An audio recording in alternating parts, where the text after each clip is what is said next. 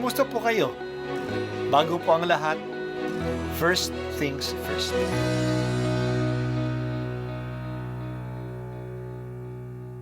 Good morning po. Sinisimulan po natin ngayon ang first things first. At dito po, tinatalakay natin sa unang bahagi ng umaga natin ay ang first readings na binabasa po sa banal na misa. Ito pong tinatalakay natin kasi madalas po kasi marami na tayong alam tungkol sa gospel readings. Pero konti po ang nagsasalita sa first readings. Pero ang first readings, bahagi din po yan ng Biblia, ng banal na kasulatan. Kaya susubaybayan po natin ang mga first readings, basahin po natin at kuminsan kailangan ng basahin ng 2 o 3 beses bago maintindihan kasi hindi po tayo familiar sa mga istorya at sa mga kaisipan na tinatalakay dito.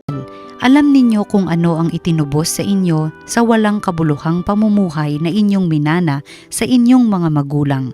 Ang itinubos sa inyo ay di mga bagay na nasisira o nauubos, paris ng ginto o pilak, kundi ang buhay ni Kristong inihain sa krus.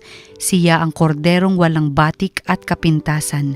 Itinalaga na siya ng Diyos sa gawaing ito bago pa nilikha ang daigdig at alang-alang sa inyo. Ipinahayag siya bago sumapit ang katapusan ng mga panahon. Dahil sa Kanya, nanalig kayo sa Diyos at sa Kanya'y muling bumuhay at nagparangal. Anupat ang inyong pananampalataya at pag-asa ay nasa Diyos. Ngayong malinis na kayo dahil sa inyong pagsunod sa katotohanan, anupat naghahari na sa inyo ang tapat na pag-iibigan bilang magkakapatid.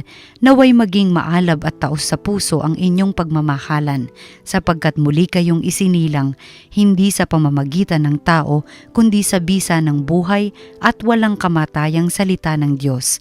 Ayon sa kasulatan, ang lahat ng tao ay gaya ng damo, gaya ng bulaklak nito ang lahat niyang kariktan. Ang damo ay natutuyo at nalalanta ang bulaklak, ngunit ang salita ng Panginoon ay mamamalagi kailanman, at ito ang mabuting balitang ipinangaral sa inyo. Ang salita ng Diyos. Tayo ay tinubos, binayaran ang pagkakautang natin o ang pagkukulang natin ay pinunan.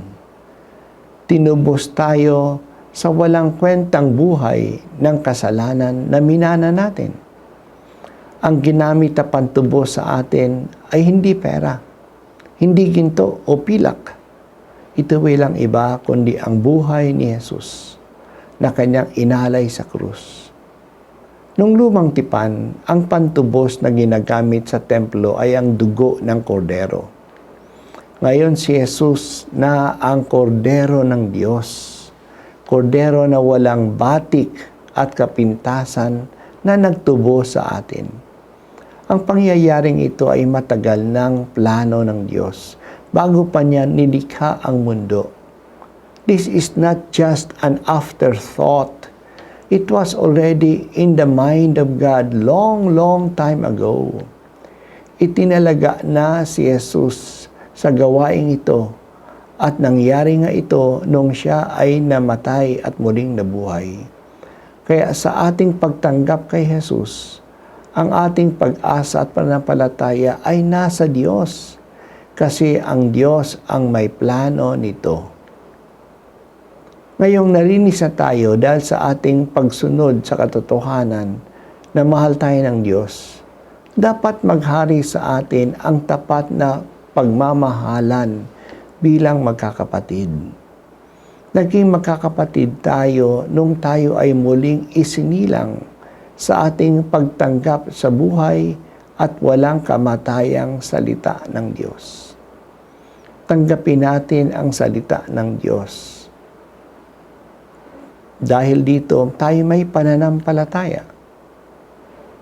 Bilang mananampalataya, ang ating inaasahan ay hindi lang ang tao o anumang kagagawan o ideya ng tao. Ang mga ito'y hindi tatagal. Tulad lang sila ng damo o bulaklak sa parang na madaling malanta at matuyo. Nakikita natin ito ngayon sa mga kapangyarihan o technology o kalaman ng tao. Sa ating panahon, namamangha tayo sa kapangyarihan ng technology, lalo na ng AI.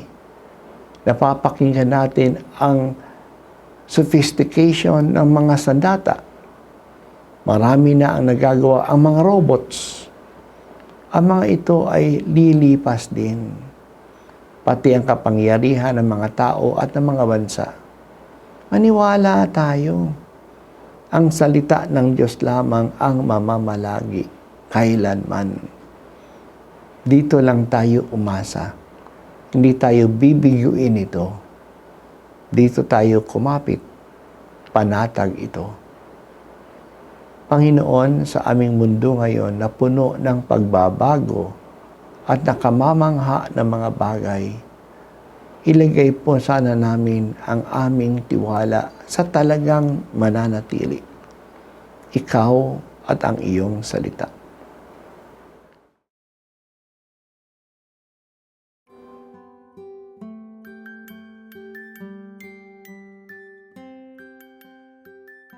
At ako po ay si Bishop Broderick Pabilio dito sa First Things First.